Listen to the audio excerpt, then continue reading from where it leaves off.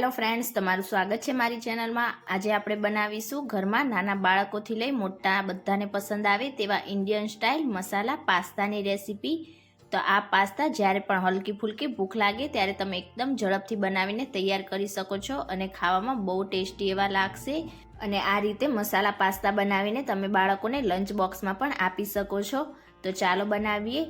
Recipe સારી લાગે તો વિડીયોને લાઇક કરજો, વધુમાં વધુ શેર કરજો અને હજી સુધી જો તમે ચેનલને સબસ્ક્રાઇબ ના કરી હોય તો સબસ્ક્રાઇબ કરીને બાજુમાં રહેલા બેલ આઇકનને પ્રેસ કરજો એટલે નવી નવી રેસીપીના નોટિફિકેશન આવશે। તો ચાલો બનાવીએ। તો હવે સૌથી પહેલાં તો આપણે પાસ્તા બનાવવા માટે પાસ્તાને બાફીશું। તો તેના માટે મેં અહીંયા 4 ગ્લાસ જેટલું પાણી ગરમ કરવા માટે રાખી દીધું હતું। હવે તેમાં સ્વાદ પ્રમાણે મીઠું ઉમેરીશું અને આપણા પાસ્તા એકબીજા સાથે ચીપકી ના જાય તેના માટે 1 ટીસ્પૂન જેટલું તેલ ઉમેરીશું। બધી વસ્તુને એકદમ સારી રીતે મિક્સ કરીશું અને હવે આપણું પાણી થોડુંક આ રીતે ઉકળવા લાગે એટલે તેમાં 2 કપ પાસ્તા ઉમેરી દઈશું। તો અહીંયા તમે પાસ્તા કોઈ પણ શેપના લઈ શકો છો। મિક્સ કરી દઈશું એકદમ સારી રીતે અને આપણા પાસ્તાને લગભગ 7 થી 8 મિનિટ માટે બાફી લઈશું। તો તમે જે કંપનીના પાસ્તા લો તેના પેકેટ ઉપર સમય લખેલો જ હશે એ પ્રમાણે તમારે પાસ્તાને બોઇલ કરવાના અને વચ્ચે વચ્ચે આપણે પાસ્તાને આ રીતે મિક્સ પણ કરતા જઈશું એટલે આપણા પાસ્તા તળિયે બિલકુલ પણ ચીપકશે નહીં। તો થોડી વાર માટે આપણે ગેસની ફ્લેમ મીડિયમ સ્લો કરતા જઈશું અને પાસ્તાને બાફી લઈશું। તો લગભગ 5 મિનિટ જેવું થયું છે પાસ્તાને બાફતા। તો આપણે પહેલાં 5 મિનિટ પછી પાસ્તાને એકવાર ચેક કરી લઈશું। તો અહીંયા આપણા પાસ્તા હજી પણ થોડા કાચા છે તો અહીંયા આપણે પાસ્તાને વધારે પડતા ઓવરકુક નથી કરવાના, 80% જેટલા જ આપણે તેને બોઇલ કરીશું। તો હવે ફરીથી તેને 1 થી 2 મિનિટ માટે આપણે બાફી લઈશું। હવે ફરીથી 1 થી 2 મિનિટ જેવો સમય થઈ ગયો છે। હવે ફરી આપણે પાસ્તાને ચેક કરી લઈશું। તો અહીંયા આપણે પાસ્તાને આ રીતે કટ કરીએ તો તમે જોઈ શકો છો આપણા પાસ્તા એકદમ આસાનીથી કટ થઈ જાય છે, મીન્સ કે આપણા પાસ્તા એકદમ સરસ રીતે બોઇલ થઈ ગયા છે। તો હવે આપણે ગેસની ફ્લેમ ઓફ કરી દઈશું અને પાસ્તામાં રહેલા બધા જ ગરમ પાણીને નિતારીને તેમાં ફરીથી ઠંડુ પાણી ઉમેરીશું અને તેમાં થોડુંક તેલ ઉમેરીને રાખીશું એટલે જ્યાં સુધી આપણે તેની ગ્રેવી તૈયાર કરીશું ત્યાં સુધી આપણા પાસ્તા એકબીજા સાથે બિલકુલ પણ ચીપકશે નહીં। હવે ગેસ ઉપર એક કડાઈ રાખીશું અને તેમાં 2 ટેબલ સ્પૂન જેટલું તેલ ઉમેરીશું। તેલ એકદમ સરસ રીતે ગરમ થઈ જાય એટલે અડધી ટીસ્પૂન જીરું ઉમેરીશું અને જીરાને એકદમ સરસ રીતે ક્રેન્કલ થવા દઈશું। જીરું એકદમ સરસ રીતે ક્રેન્કલ થઈ જાય એટલે હવે તેમાં 7 થી 8 જેટલી એકદમ ઝીણી ચોપ કરેલી લસણની કળીઓ ઉમેરીશું અને સાથે તેમાં 2 મીડિયમ સાઇઝની ઝીણી ચોપ કરેલી ડુંગળી ઉમેરીશું। બંને વસ્તુને આપણે એકદમ સારી રીતે મિક્સ કરી લઈશું અને જ્યાં સુધી આપણી ડુંગળીનો હલકો કલર ટ્રાન્સપરન્ટ ના થઈ જાય ત્યાં સુધી તેને સાતળીશું। તો અહીંયા આપણે ડુંગળીને વધારે પડતી બ્રાઉન નથી કરવાની, ડુંગળીનો હલકો કલર ટ્રાન્સપરન્ટ થઈ જાય ત્યાં સુધી તેને મીડિયમ ટુ સ્લો ગેસની ફ્લેમ પર સાતળીશું। અહીંયા તમે તેલમાં અડધી ટીસ્પૂન જેટલી આદુની પેસ્ટ ઉમેરવા માંગતા હોય તો આદુની પેસ્ટ પણ ઉમેરી શકો છો।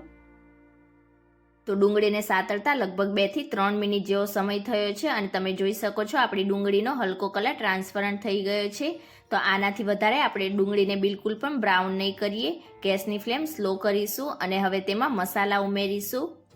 2 ટીસ્પૂન લાલ મરચું પાવડર ઉમેરીશું। અહીંયા તમે કશ્મીરી લાલ મરચું પાવડરનો ઉપયોગ પણ કરી શકો છો અને લાલ મરચું પાવડર તમે તમારા ટેસ્ટ પ્રમાણે વધારે કે ઓછું પણ કરી શકો છો। 1/2 ટીસ્પૂન ધાણા જીરું પાવડર ઉમેરીશું।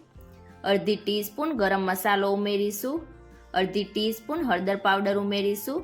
બધા જ મસાલાને આપણે એકદમ સારી રીતે મિક્સ કરીશું અને ગેસની ફ્લેમ સ્લો કરીને તેને જ્યાં સુધી આપણા મસાલામાંથી તેલ સેપરેટ ના થઈ જાય ત્યાં સુધી સાતળીશું।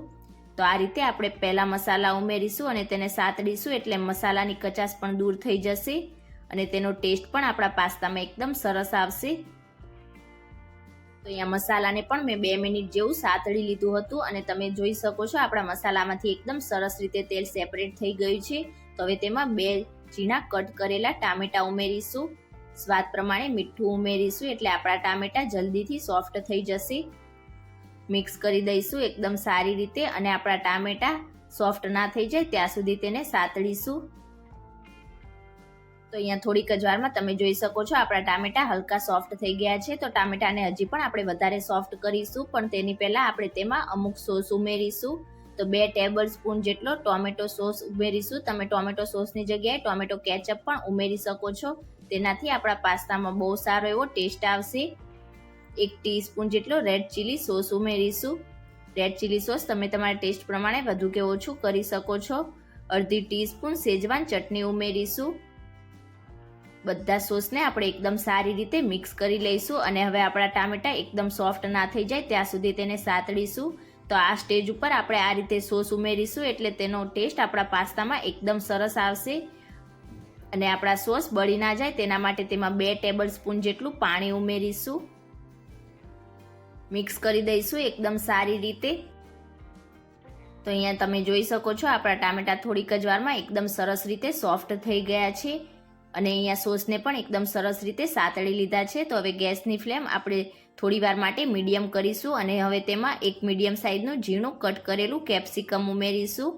મિક્સ કરી દઈશું અને કેપ્સિકમને પણ આપણે 2 મિનિટ જેવું સાતળીશું. તો અહીંયા કેપ્સિકમને આપણે વધારે પડતું સોફ્ટ નથી કરવાનું, હલકું ક્રન્ચી રહે એ જ રીતે રાખીશું. તો અહીંયા તમે કેપ્સિકમ સિવાય તેમાં ગાજર, બીન્સ કે પછી મકાઈના દાણા ઉમેરવા માંગતા હોય તો એ પણ ઉમેરી શકો છો.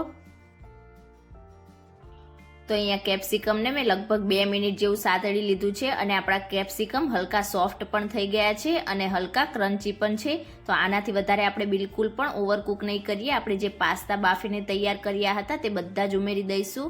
તો અહીંયા તમે જોઈ શકો છો આપણા પાસ્તા એકબીજા સાથે બિલકુલ પણ ચીપક્યા નથી. ઉપરથી આપણે પાસ્તાના ભાગનું મીઠું ઉમેરીશું. મીઠું આપણે પાસ્તા બાફતી વખતે પણ ઉમેરેલું એટલે ધ્યાનથી ઉમેરવાનું.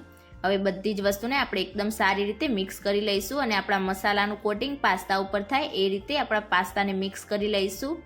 તો તમે પાસ્તા બાફતી વખતે થોડુંક ધ્યાન રાખશો તો તમારા પાસ્તા પણ આ રીતે એકદમ છૂટા છૂટા બનીને તૈયાર થશે અને એકબીજા સાથે બિલકુલ પણ ચીપકશે નહીં. તો અહીંયા તમે જોઈ શકો છો મેં બધા જ પાસ્તાને મસાલા સાથે એકદમ સારી રીતે મિક્સ કરી લીધા છે. હવે આ જ રીતે તેને 1 થી 2 મિનિટ માટે આપણે કૂક કરી લઈશું અને લગભગ 1 થી 2 મિનિટ જેવું થઈ જાય એટલે ઉપરથી ફ્રેશ ઝીણા સમારેલા લીલા ધાણા ઉમેરીશું. મિક્સ કરીશું એકદમ સારી રીતે. તો અહીંયા જોતા જ ખાવાનું મન થઈ જાય તેવા આપણા ઇન્ડિયન સ્ટાઇલ મસાલા પાસ્તા બનીને તૈયાર થઈ ગયા છે. તો હવે ગરમા ગરમ પાસ્તાને આપણે હવે સર્વિંગ પ્લેટમાં નીકાળીશું. તો તમે ક્યારે આ રીતે એકદમ ઝડપથી બની જાય તેવા ઇન્ડિયન સ્ટાઇલ મસાલા પાસ્તા ઘરે ના બનાવ્યા હોય તો એકવાર આ રેસીપી જરૂરથી ટ્રાય કરજો. ખાસ કરીને બાળકોને બહુ જ પસંદ આવશે. અને આજની મારી રેસીપી તમને કેવી લાગી મને કમેન્ટ કરીને ચોક્કસથી જણાવજો.